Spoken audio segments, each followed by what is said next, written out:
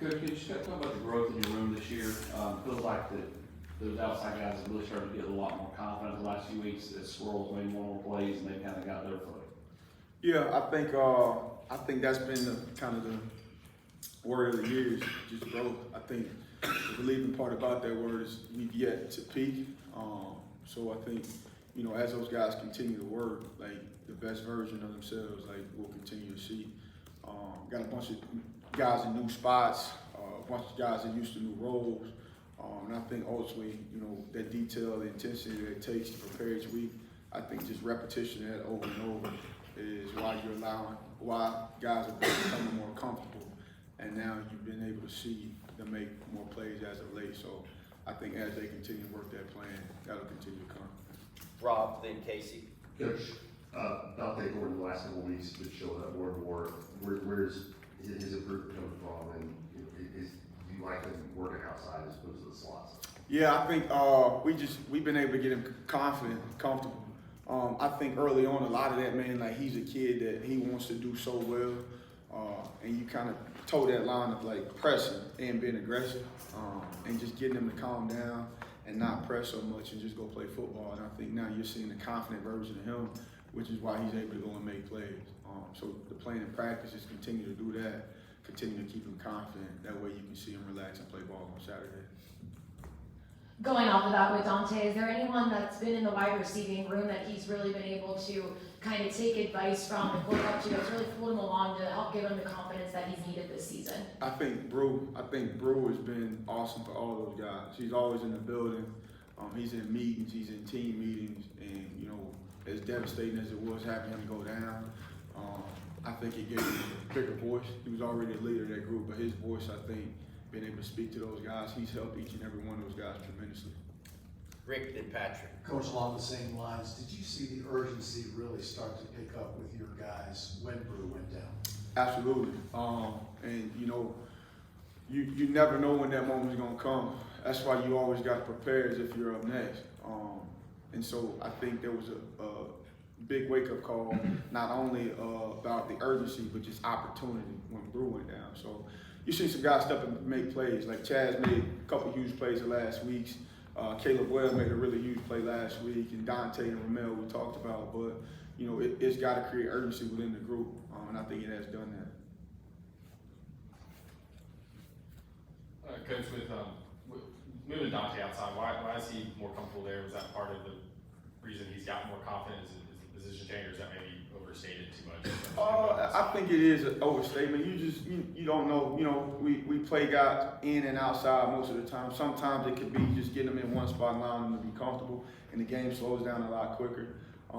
That's just kind of something. It's kind of case by case basis. And over the past few weeks, you've had D come into your room from the defense. What's his growth curve been like learning? I don't know how much you played receiver. He's having to learn he's having to learn a whole new side of football. Like, he's been learning defensive terminology, so he's now on the offensive side, just building him from the ground up, day one foundation. So D's handled that task well.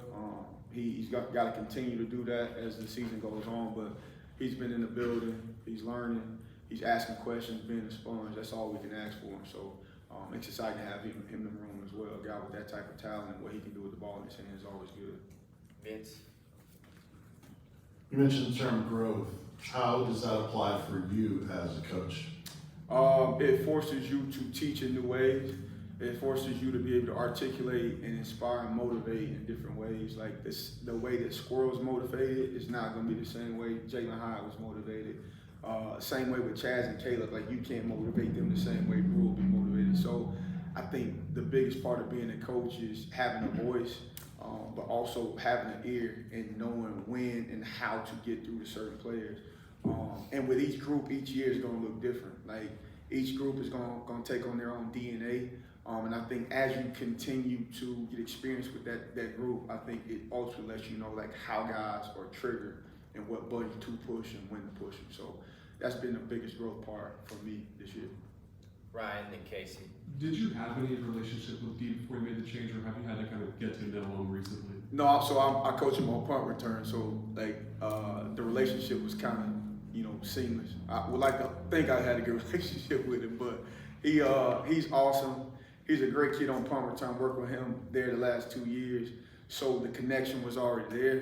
The only piece building with him was just the terminology. Like I said, he's done a great job of being a sponge and going in and working on and off the field. They're becoming a wideout now. Going off of that with D, how much of it was him advocating for himself that he wanted to get a chance on offense, and how much of it was you just knowing his ability and how he could fit in there? I think, hats off to that kid, because his mindset has always been like, I just want to help the team in whatever way I can. Like, if he's snapping for or he's a placeholder, like, it don't matter. Like, his mindset has always been he wants to help the team. So I think once we made the move to him coming to offense, naturally he's excited about that, because I think he feels some of his own skill set that could be used over there. And so we're going to try to create some more opportunities for him there. McCarthy? Coach, you said a minute ago that each wide receiver room over 3 years has its own DNA. What would you describe the DNA of this wide receiver room? I think that's to be determined. I think, I mentioned earlier, like, I think the best version of this group is yet to be out there. And I think as we continue to roll the rest of the season, like, we got a long season the rest of the way, I think, man, that's to be determined. I think, just the way these guys have practiced the last couple of weeks, like, you're continuing to see guys do new things and become better. So I feel like the jury's still out on that. Last question, Vince. What can you say about the relationship your wide receiver room has with Joe Milton and some of the more recent success and all of it coming together? Joe does a good job of leading those guys. He's not afraid to hold those guys accountable. He's not afraid to take accountability on his own. Those guys have done a good job of feeding off each other, talking through things, and battling through some issues. And I think as we continue to go and that line of communication stays open, I think you'll get the best version of him as well. So he's been awesome leading those guys. Thank you, Coach. Thank you, guys.